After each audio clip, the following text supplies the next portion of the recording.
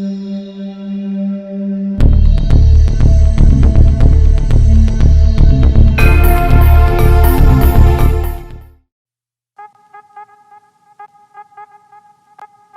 Hackney, I started buying and selling comic books at the age of 12. Did the first comic book price guide at 13, so stores that you might know like Forbidden Planet and Comic-Con and all those sorts of things started with me and another group of people. And you might know that big store in central London, Forbidden Planet. And then I made a film at 14 years old. I went to America, bought my £50 ticket, got on a plane, and made a film about the history of soul music, called From Gospel to Soul, the life of Sam Cooke. And that's where I met a lot of the big stars of the time. And then the BBC came looking for me, and I became the youngest head of department in the BBC's history. I want to get some young people up. There's a few questions that are coming through. Guys, just send the text to your team leaders, and we'll get the questions asked to Terry. Guys, obviously, there's a lot of young people in the room as well. Just to kind of, it's a packed room. Social online's packed. Obviously, we'll do social distancing. Everyone's kind of a certain meter away from each other. Is there any questions that you have? And you guys can ask in the room or online. You've got a second or two to send me those texts, please. Anas? One more question. Say it. Yeah, you can say it. Hi Terry. Hey.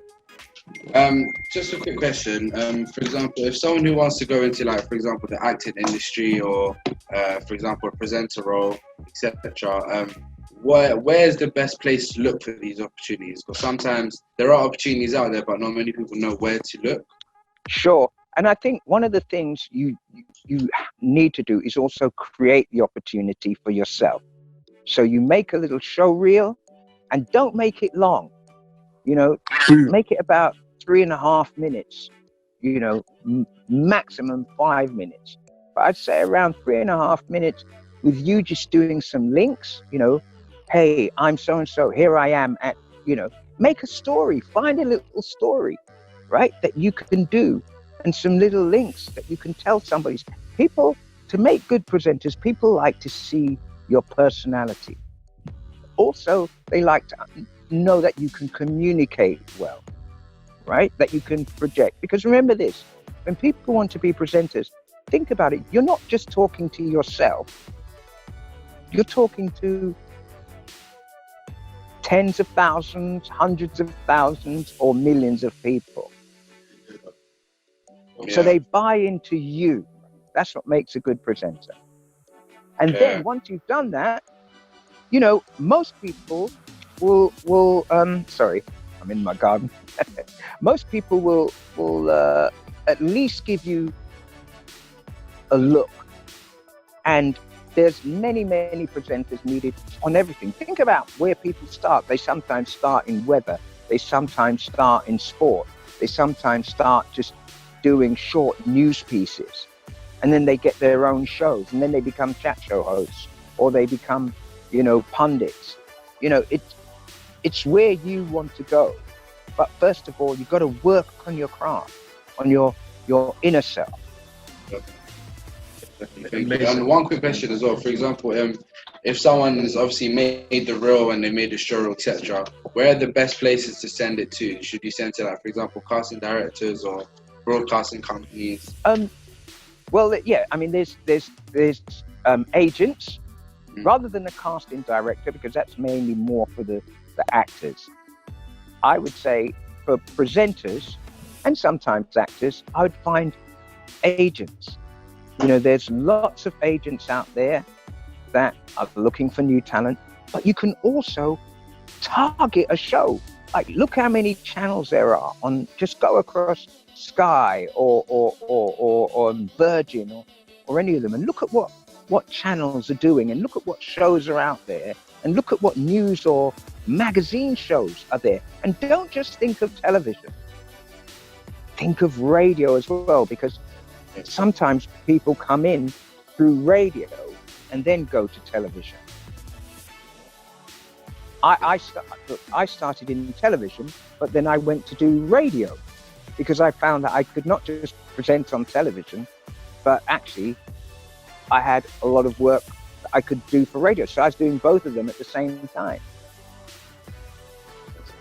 Well, thank you very much. From Jordan, and he asked, in terms of acting, is education really necessary?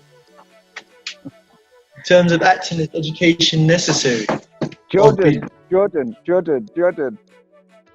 There are many forms of education. So, you know, look, the first education you need to be a good actor, I think, is observation of life. Because you might be asked to play many roles, and you need to draw on something to perform those roles, right? So that's a life education. So you've got to take an interest in lots of different things. That makes you a versatile actor. And also learn to read not just one type. Of course, you're going to be presented. You know, 1 minute you're an action hero, 1 minute you're in a period piece set somewhere back in time. Next minute you might be, you know, a victim of some tragedy or other, and you've got to draw on a range of emotions.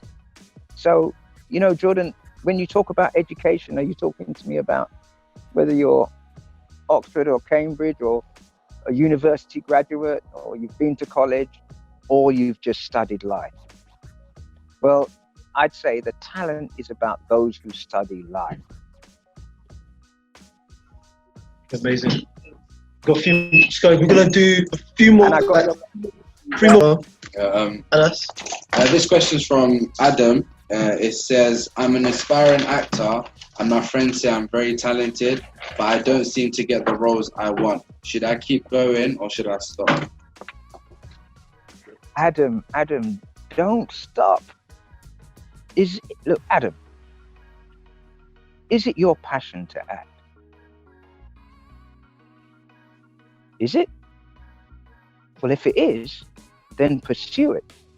And don't just think because you haven't got the role, maybe they're not ready for Adam yet. But Adam's got to be ready for when it comes.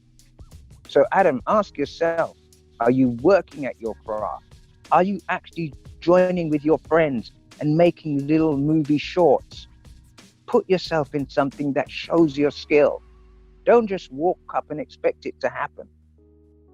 And I'm going to be real. If you look at it, I don't know if I'm talking to young black people or young white people out there. Everybody has a challenge. But certainly for young black people, there aren't that many roles that you're going to go for that are going to be the things you really want to do. So you know what I did? I made the show reels. I made the little things that I could show people the length and breadth of what I could do. And that's what is game changer. That's a good question. Amazing. Guys, last few, someone just kind of, what's the name of the person again?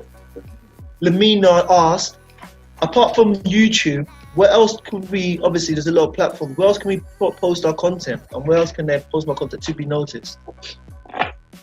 Oh, well, look, who was that again? Amina? Lamina.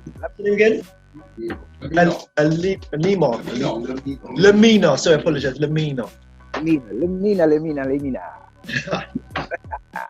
Lamina, well, look, there's YouTube, right? And I guess that's the biggest platform.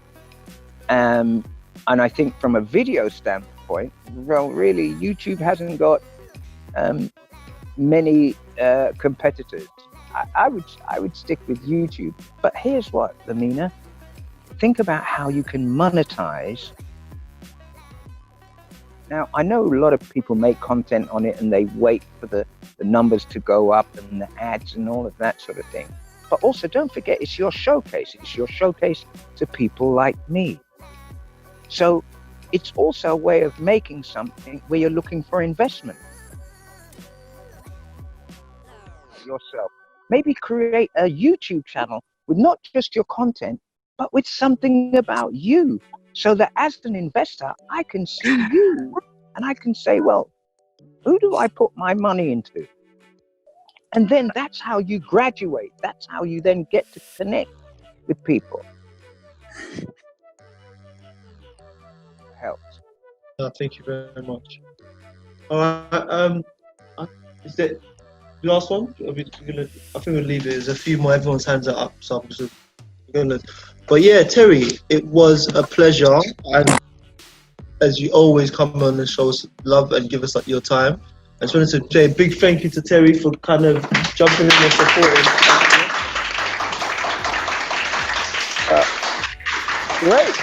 Great to see you all.